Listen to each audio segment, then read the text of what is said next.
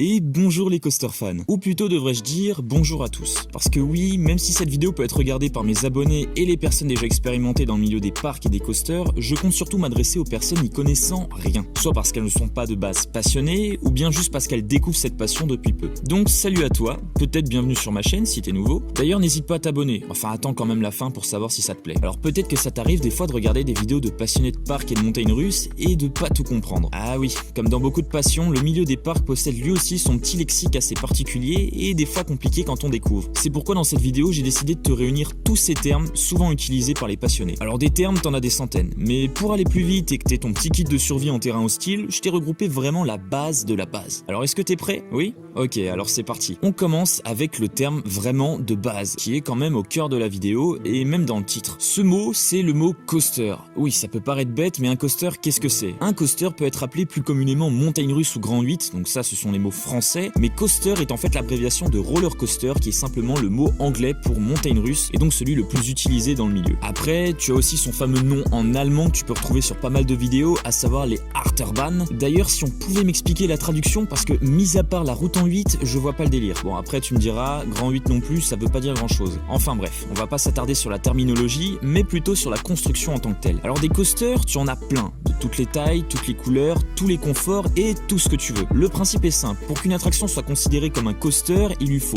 un train, des roues, des rails ou un système qui permet de lancer le train. Et quelque chose qui sécurise le passager, donc soit une ceinture, des fois juste des barres en métal, un harnais ou des lap bars qui contrairement au harnais tiennent seulement les jambes. Donc voilà, c'est à peu près tous les critères qui reviennent le plus souvent pour décrire un coaster. Maintenant que les bases sont posées, on va pouvoir parler de plusieurs choses qui tournent autour des coasters. Donc quand je t'ai dit qu'il fallait un système pour lancer le train, on a pas mal de mots déjà qui tournent autour de ça. Le premier c'est le lift. Les anglophones auront compris que lift signifie ascenseur en anglais, ce qui est logique puisqu'il s'agit du fameux système qui permet de faire monter le train en haut du parcours pour une fois arrivé en haut, dévaler la première descente qu'on appelle la first drop ou même parfois tout simplement drop. Ce système est le plus courant, celui qui représente le mieux l'idée d'un coaster basique dans l'imaginaire collectif. Aujourd'hui on a toutes sortes de lifts. On a par exemple les lifts à câble qui montent les trains à l'aide, à votre avis, oui, d'un câble. Mais le système le plus commun et basique qui est toujours aussi efficace, c'est le lift à chaîne où le train s'accroche à une chaîne avec un système permettant d'éviter le retour en arrière du train. D'ailleurs vous l'avez peut-être déjà entendu ce système, c'est ce qu'on appelle les anti-rollback.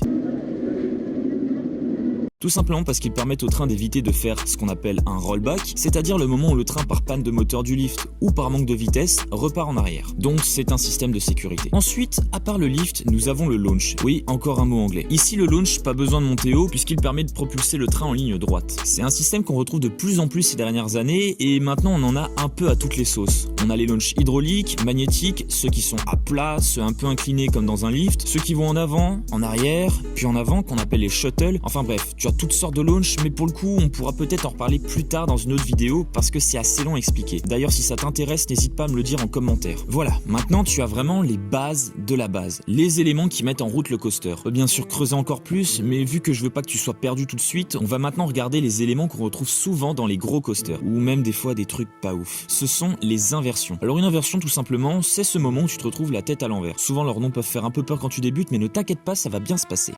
Ne t'inquiète pas, ça va bien se passer.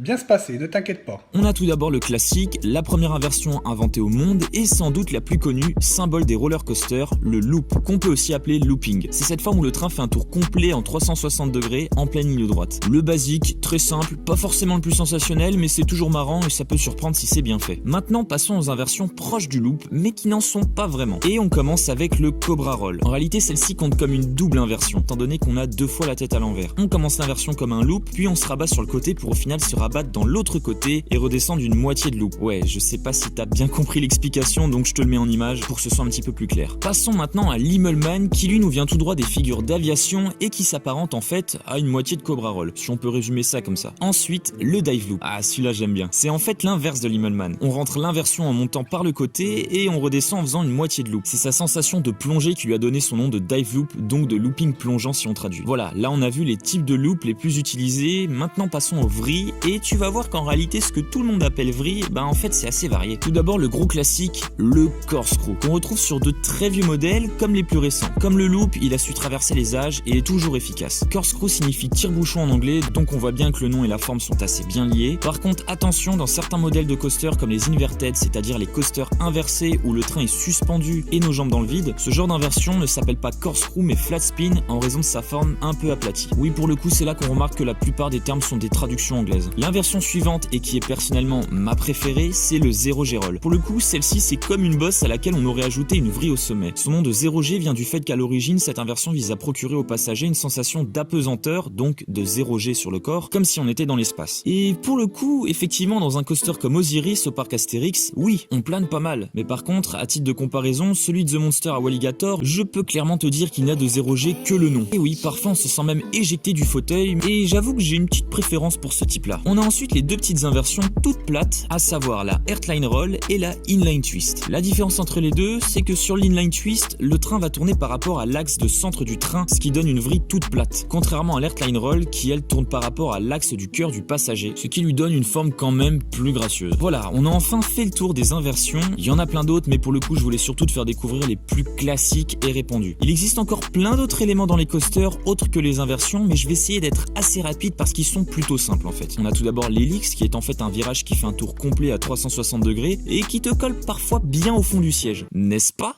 The Monster ? Tu as également les S-turns, donc les virages en forme de S. Comme tu le vois en vidéo, c'est le moment où tu fais un changement de direction plutôt violemment. Par violemment, rien de négatif, ne t'en fais pas, si ce n'est que dans certains coasters, tu risques de te sentir décoller de ton siège. Et enfin, tu as toutes sortes de bosses, plus ou moins grandes comme les camelback ou plus petites comme les bunny up, qui me permettent de faire une transition plutôt simple pour te parler de différentes sensations ressenties dans les coasters. Et oui, les différentes bosses qu'on retrouve dans les coasters sont sacrément recherchées par les coaster fans pour ressentir cette sensation qu'on appelle airtime. Les airtime, c'est cet instant où en haut d'une bosse ou durant la drop, tu te sens comme léger, décollé dans ton fauteuil et même des fois presque éjecté. En fait, cette sensation est due à la force G que le train exerce en haut des bosses et donc par la même occasion sur ton corps. Ici, je te montre en exemple une vidéo de moi dans Alpina Beats à Nigloland où tu vois par exemple mes bras se lever. Et bien sache que je ne les levais pas volontairement mais qui se levaient d'eux-mêmes en haut des bunny up tellement les airtime étaient forts. Maintenant, on va parler d'une sensation qui risque de t'arriver et qui t'est peut-être déjà arrivée en faisant un coaster plutôt puissant. Ce sont les voiles gris et les voiles noires. Si je pouvais t'expliquer très simplement ce qu'est un voile, je te demanderais, est-ce que tu vois ce moment où quand tu te lèves trop vite, tu réalises que tu vois pas grand chose, voire même rien du tout? Et ben les voiles, c'est ça. En fait, ça arrive quand le sang dans ta tête descend un peu trop vite dans ton corps, donc cette sensation peut t'arriver dans un coaster lors d'un virage rapide bien serré qui te colle dans le fauteuil, ou bien dans une Helix bien violente. N'est-ce pas, The Monster ?